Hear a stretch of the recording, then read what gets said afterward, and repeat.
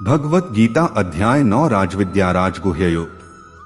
अध्याय 6 तक योगेश्वर श्री कृष्ण ने योग का क्रमबद्ध विश्लेषण किया, जिसका शुद्ध अर्थ है यज्ञ की प्रक्रिया। यज्ञ उस परम में प्रवेश दिला देने वाली आराधना की विधि विशेष का चित्रण है, जिसमें चराचर जगत हवन सामग्री के रूप में है। मन के निरोध और निरुद्ध मन के भी विलय काल में वह अमृत तत्व विदित हो जाता है। पूर्ति काल में यज्ञ जिसकी सृष्टि करता है, उसको पान करने वाला ज्ञानी है और वह सनातन ब्रह्मा में प्रवेश पा जाता है। उस मिलन का नाम ही योग है। उस यज्ञ को कार्य रूप देना कर्म कहलाता है। 7वें अध्याय में उन्होंने बताया कि इस कर्म को करने वाले व्याप्त ब्रह्मा संपूर्ण कर्म, संपूर्ण अध्यात्म, संपूर्ण अधिदैव, अधिभूत और अधियज्ञ स्थित मुझको जानते हैं। 8वें अध्याय में उन्होंने कहा कि यही परमति है, यही परम धाम है। प्रस्तुत अध्याय में योगेश्वर श्री कृष्ण ने स्वयं चर्चा की कि योगयुक्त पुरुष का ऐश्वर्य कैसा है। सब में व्याप्त रहने पर भी वह कैसे निर्लेप है, करते हुए भी वह कैसे अकर्ता है। उस पुरुष के स्वभाव एवं प्रभाव पर प्रकाश डाला, योग को आचरण में ढालने पर आने वाले देवतादिक विघ्नों से सतर्क किया और उस पुरुष की शरण होने पर बल दिया। श्लोक 1। इदंतु ते गुह्यत्म प्रवक्ष्याम्यंसूवे ज्ञान विज्ञान सहितं यज्ञात्वा मोक्ष से शुभात्। अर्थ, श्री भगवान ने कहा, हे अर्जुन, चूंकि तुम मुझसे कभी ईर्ष्या नहीं करते, इसलिए मैं तुम्हें यह परम गुह्य ज्ञान तथा अनुभूति बतलाऊंगा, जिसे जानकर तुम संसार के सारे क्लेशों से मुक्त हो जाओगे। श्लोक 2। राजविद्या राजगुह्य पवित्रमिदमुत्तमम् प्रत्यक्षावगम धर्मे सुसुखण कर्तुमव्ययम्। अर्थ, यह ज्ञान सब विद्याओं का राजा है, जो समस्त रहस्यों में सर्वाधिक गोपनीय है। यह परम शुद्ध है और चूंकि यह आत्मा की प्रत्यक्ष अनुभूति कराने वाला है, अतः यह धर्म का सिद्धांत है। यह अविनाशी है और अत्यंत सुखपूर्वक संपन्न किया जाता है। श्लोक 3। अश्रद्धानाः पुरुषा धर्मस्यास्य परन्तप अप्राप्यमा निवर्तन्ते मृत्यु संसारवर्त्मनि। अर्थ, हे परंतप, जो लोग भक्ति में श्रद्धा नहीं रखते, वे मुझे प्राप्त नहीं कर पाते, अतः वे इस भौतिक जगत में जन्म मृत्यु के मार्ग पर वापस आते रहते हैं। श्लोक 4। मया तत्मिदं सर्वं जगद व्यक्त मूर्तिना मत्स्थानि सर्वभूतानि न चाहतेष्वस्थितः। अर्थ, यह संपूर्ण जगत मेरे अव्यक्त रूप द्वारा व्याप्त है। समस्त जीव मुझ में हैं, किंतु मैं उनमें नहीं हूं। श्लोक 5। न च मत्स्थानि भूतानि पश्य में योगमैश्वरम् भूतभृत्र च भूतस्थो ममात्मा भूतभावनः। अर्थ, तथापि मेरे द्वारा उत्पन्न सारी वस्तुएं मुझ में स्थित नहीं रहती। जरा मेरे योग ऐश्वर्य को देखो। यद्यपि मैं समस्त जीवों का पालक भर्ता हूं और सर्वत्र व्याप्त हूं, लेकिन मैं इस विराट अभिव्यक्ति का अंश नहीं हूं, क्योंकि मैं सृष्टि का कारण स्वरूप हूं। श्लोक 6। यथाकाश स्थितो नित्यं वायुः सर्वत्र गो महा तथा सर्वाणि भूतानि मत्स्थानि त्युपधारय। अर्थ, जिस प्रकार सर्वत्र प्रवहमान प्रबल वायु सदैव आकाश में स्थित रहती है, उसी प्रकार समस्त उत्पन्न प्राणियों को मुझ में स्थित जानो। श्लोक 7। सर्वभूतानि कौन्तेय प्रकृति यान्ति मामिका कल्पक्षये पुनस्तानि कल्पादौ विसृजाम्यहम्। अर्थ, हे कुंती पुत्र, कल्प का अंत होने पर सारे प्राणी मेरी प्रकृति में प्रवेश करते हैं और अन्य कल्प के आरंभ होने पर मैं उन्हें अपनी शक्ति से पुनः उत्पन्न करता हूं। श्लोक 8। प्रकृतिं स्वाम्बष्टभ्य विसृजामि पुनः पुनः भूतग्राम्यम कृत्स्नं वशं प्रकृतिर्वशात्। अर्थ, संपूर्ण विराट जगत मेरे अधीन है। यह मेरी इच्छा से बारंबार स्वतः प्रकट होता रहता है और मेरी ही इच्छा से अंत में विनष्ट होता है। श्लोक 9। न चमा तानि कर्माणि निबध्नन्ति धनंजय। उदासीन वदासीनमसक्त तेषु कर्मसु। अर्थ, हे धनंजय, ये सारे कर्म मुझे नहीं बांध पाते हैं। मैं उदासीन की भांति इन सारे भौतिक कर्मों से सदैव विरक्त रहता हूं। श्लोक 10। मयाध्यक्षेण प्रकृतियः सूयते सचराचरम् हेतुनानेन कौन्तेय जगद विप्रवर्तते। अर्थ, हे कुंती पुत्र, यह भौतिक प्रकृति मेरी शक्तियों में से एक है और मेरी अध्यक्षता में कार्य करती है, जिससे सारे चर तथा अचर प्राणी उत्पन्न होते हैं। इसके शासन में यह जगत बारंबार सृजित और विनष्ट होता रहता है। श्लोक 11। अवजानन्ति मां मूढ़ा मानुषेण तनुमाश्रितम् परं भावम जानन्तो मम भूत महेश्वरम। अर्थ, जब मैं मनुष्य रूप में अवतरित होता हूं तो मूर्ख मेरा उपहास करते हैं। वे परमेश्वर के दिव्य स्वभाव को नहीं जानते। श्लोक 12। मोघाशा मोघ कर्माणो मोघज्ञाना विचेतसः राक्षसीमासुरी चैव प्रकृति मोहिनी श्रिता है। अर्थ, जो लोग इस प्रकार मोहग्रस्त होते हैं वे आसुरी तथा नास्तिक विचारों के प्रति आकृष्ट रहते हैं। इस मोहग्रस्त अवस्था में उनकी मुक्ति, आशा, उनके सकाम कर्म तथा ज्ञान का अनुशीलन सभी निष्फल हो जाते हैं। श्लोक 13। महात्मानस्तुमा पार्थ दैवी प्रकृतिमाश्रिता है भजन्त्यनन्य मनसो ज्ञात्वा भूतादिमव्ययम्। अर्थ, हे पार्थ, मोहमुक्त महात्मा जन दैवी प्रकृति के संरक्षण में रहते हैं। वे पूर्णतः भक्ति में निमग्न रहते हैं क्योंकि वे मुझे आदि तथा अविनाशी भगवान के रूप में जानते हैं। श्लोक 14।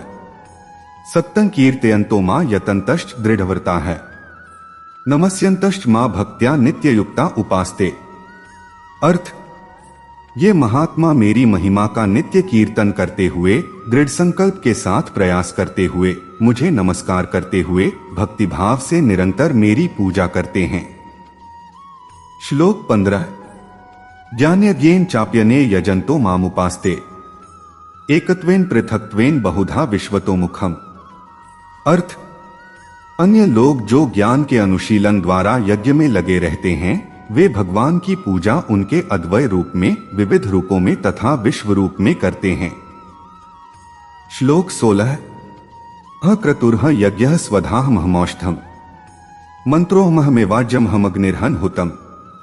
अर्थ, किंतु मैं ही कर्मकांड, मैं ही यज्ञ, पितरों को दिया जाने वाला तर्पण, औषधि, दिव्य ध्वनि, मंत्र, घी, अग्नि तथा आहुति हूं। श्लोक 17। पितामहस्य जगतो माता धाता पितामह वेद्य पवित्रम कार ऋक् साम यजुरेव च। अर्थ, मैं इस ब्रह्मांड का पिता, माता, आश्रय तथा पितामह हूं। मैं ये जानने योग्य, शुद्धिकर्ता तथा ओंकार हूं। मैं ऋग्वेद, सामवेद तथा यजुर्वेद भी हूं। श्लोक 18। गतिर्भर्ता प्रभोः साक्षी निवासः शरण सुहृत् प्रभवः प्रलय स्थान निधान बीजम व्ययम्। अर्थ, मैं ही लक्ष्य, पालनकर्ता, स्वामी, साक्षी, धाम, शरण स्थली तथा अत्यंत प्रिय मित्र, सृष्टि तथा प्रलय, सबका आधार, आश्रय तथा अविनाशी बीज भी हूं। श्लोक 19।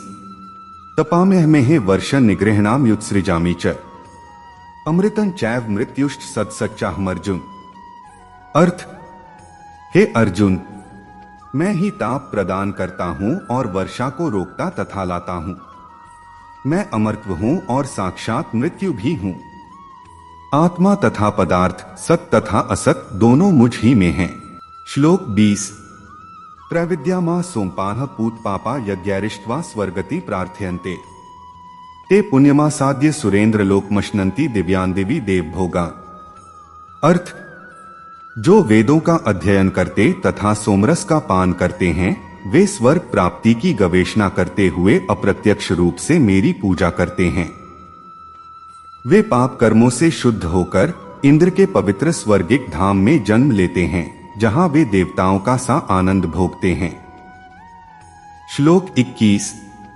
तेतं भुक्त्वा स्वर्गलोकं विशालं क्षीणे पुण्ये मर्त्यलोकं विशन्ति एवं त्रयी धर्ममनु प्रपन्ना गतागतं काम कामा लभन्ते। अर्थ, इस प्रकार जब वे उपासक विस्तृत स्वर्गिक इंद्रिय सुख को भोग लेते हैं और उनके पुण्य कर्मों के फल क्षीण हो जाते हैं तो वे इस मृत्युलोक में पुनः लौट आते हैं। इस प्रकार जो तीनों वेदों के सिद्धांतों में दृढ़ रहकर इंद्रिय सुख की गवेषणा करते हैं उन्हें जन्म मृत्यु का चक्र ही मिल पाता है। श्लोक 22 अनन्याश्चिंत्यन्तो मां ये जनाः पर्युपास्ते तेषां नित्याभियुक्तानां योगक्षेम वहाम्यहम्।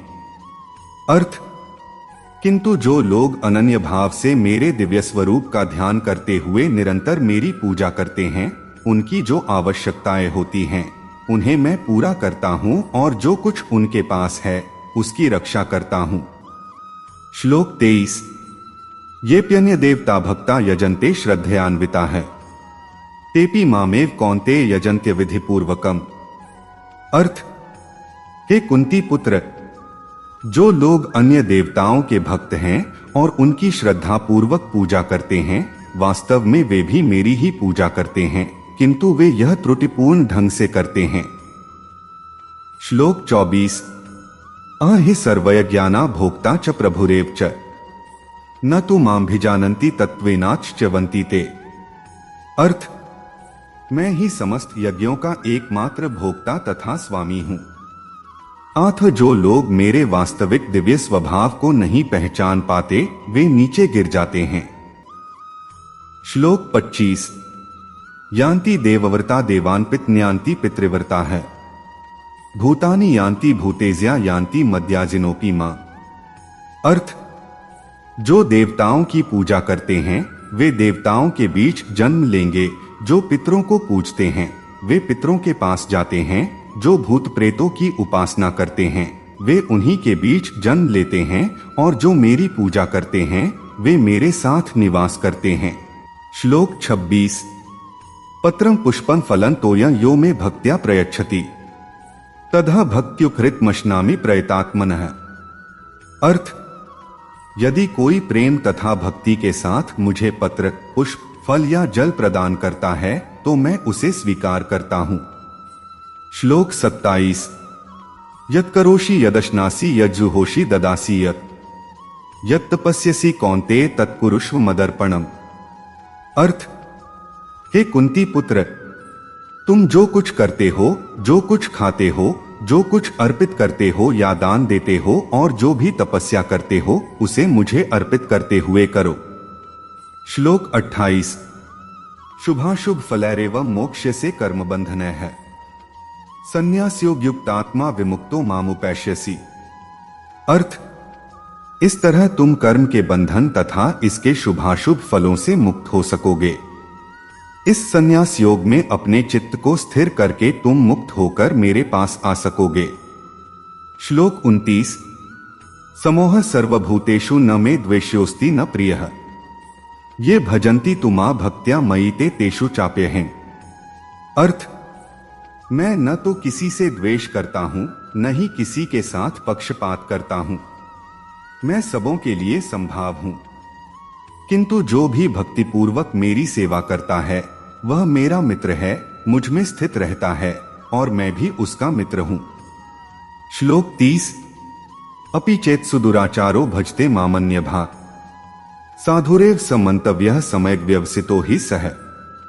अर्थ, यदि कोई जघन्य से जघन्य कर्म करता है किंतु यदि वह भक्ति में रत रहता है तो उसे साधु मानना चाहिए क्योंकि वह अपने संकल्प में अडिग रहता है। श्लोक 31 क्षिप्रं भवति धर्मात्मा शश्वच्छान्ति निगच्छति कौन्तेय प्रतिजानी ही न मे भक्तः प्रणश्यति। अर्थ, वह तुरंत धर्मात्मा बन जाता है और स्थायी शांति को प्राप्त होता है कुंती पुत्र, निडर होकर घोषणा कर दो कि मेरे भक्त का कभी विनाश नहीं होता है। श्लोक 32 मां ही पार्थ व्यपाश्रित्य येपि स्युः पाप्योनयः स्त्रियो वैश्यास्तथा शूद्रास्तेपि यान्ति परांगति। अर्थ, हे पार्थ, जो लोग मेरी शरण ग्रहण करते हैं वे भले ही निम्न जन्मा स्त्री, वैश्य, व्यापारी तथा शूद्र, श्रमिक क्यों न हो, वे परमधाम को प्राप्त करते हैं। श्लोक 33। किं पुनर्ब्राह्मणाः पुण्या भक्ता राजर्षयस्तथा अनित्यम सुख लोकमिम प्राप्य भजस्म। अर्थ, फिर धर्मात्मा ब्राह्मणों, भक्तों तथा राजर्षियों के लिए तो कहना ही क्या है।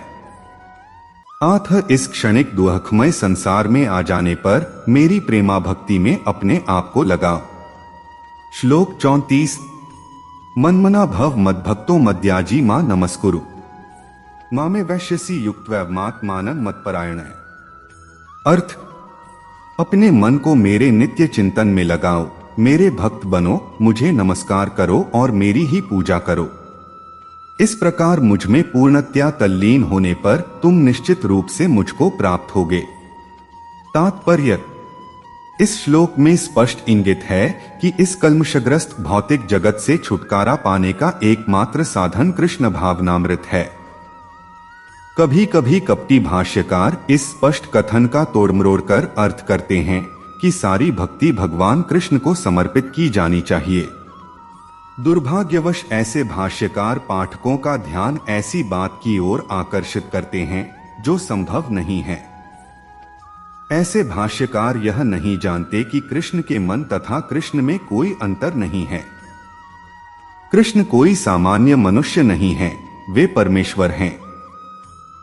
उनका शरीर, उनका मन तथा स्वयं वे एक हैं और परम हैं।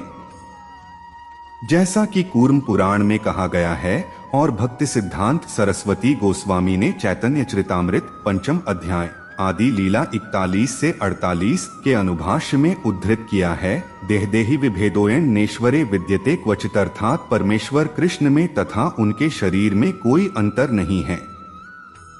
लेकिन इस कृष्ण तत्व को न जानने के कारण भाष्यकार कृष्ण को छिपाते हैं और उनको उनके मन या शरीर से पृथक बताते हैं।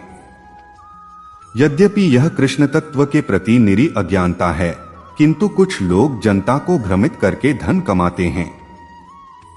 कुछ लोग आसुरी होते हैं, वे भी कृष्ण का चिंतन करते हैं, किंतु ईर्ष्यावश जिस तरह की कृष्ण का मामा राजा कंस करता था, वह भी कृष्ण का निरंतर चिंतन करता रहता था, किंतु वह उन्हें अपने शत्रु रूप में सोचता था।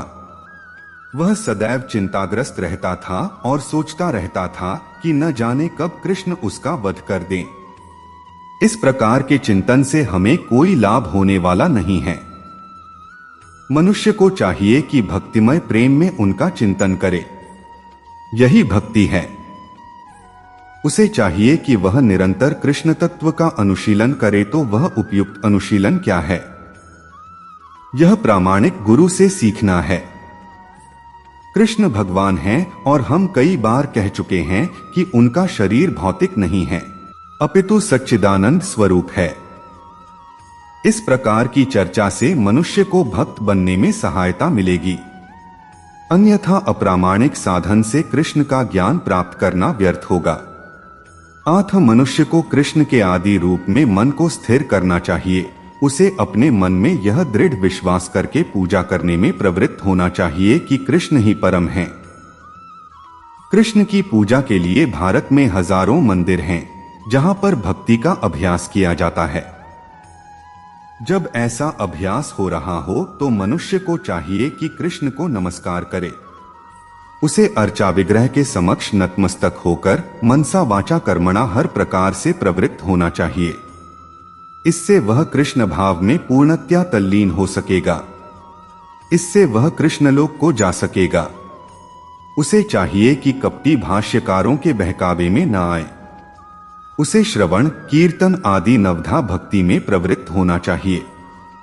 शुद्ध भक्ति मानव समाज की चरम उपलब्धि है।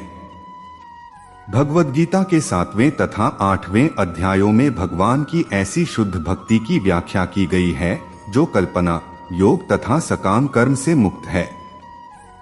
जो पूर्णतया शुद्ध नहीं हो पाते वे भगवान के विभिन्न स्वरूपों द्वारा यथा निर्विशेषवादी ब्रह्मज्योति तथा अंतर्यामी परमात्मा द्वारा आकृष्ट होते हैं, किंतु शुद्ध भक्त तो परमेश्वर की साक्षात सेवा करता है। कृष्ण संबंधी एक उत्तम पद्य में कहा गया है कि जो व्यक्ति देवताओं की पूजा में रत हैं, वे सर्वाधिक अज्ञानी हैं। उन्हें कभी भी कृष्ण का चरम वरदान प्राप्त नहीं हो सकता। हो सकता है कि प्रारंभ में कोई भक्त अपने स्तर से नीचे गिर जाए, तो भी उसे अन्य सारे दार्शनिकों तथा योगियों से श्रेष्ठ मानना चाहिए। जो व्यक्ति निरंतर कृष्ण भक्ति में लगा रहता है, उसे पूर्ण साधु पुरुष समझना चाहिए। क्रमशः उसके आकस्मिक भक्ति विहीन कार्य कम होते जाएंगे और उसे शीघ्र ही पूर्ण सिद्धि प्राप्त होगी। वास्तव में शुद्ध भक्त के पतन का कभी कोई अवसर नहीं आता, क्योंकि भगवान स्वयं ही अपने शुद्ध भक्तों की रक्षा करते हैं। अतः बुद्धिमान मनुष्य को चाहिए कि वह सीधे कृष्ण भावनामृत पथ को ग्रहण करे और संसार में सुखपूर्वक जीवन बिताए। अंततोगत्वा वह कृष्ण रूपी परम पुरस्कार प्राप्त करेगा। इस प्रकार श्रीमद् भगवद गीता के 9वें अध्याय परम गुह्य ज्ञान का भक्ति वेदांत तात्पर्य पूर्ण हुआ। दोस्तों, अध्याय 9 कैसा लगा? अगर अच्छा लगा तो कमेंट में जय श्री कृष्ण जरूर लिखें और वीडियो को लाइक जरूर करें। मित्रों, अध्याय 10 देखने के लिए अमन पटेल यूट्यूब चैनल को सब्सक्राइब जरूर करें। धन्यवाद।